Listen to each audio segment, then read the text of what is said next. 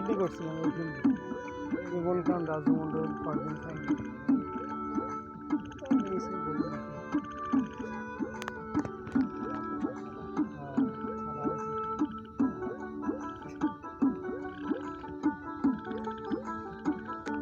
হয়েছে শিক্ষা হয়েছে দেখা সংকটতে পড়ে আমার ব্যথায় কার কতটুক অন্তরখানি পুরে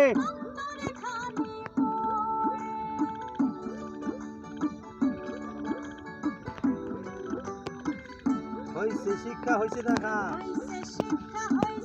সংকটে তো পড়ে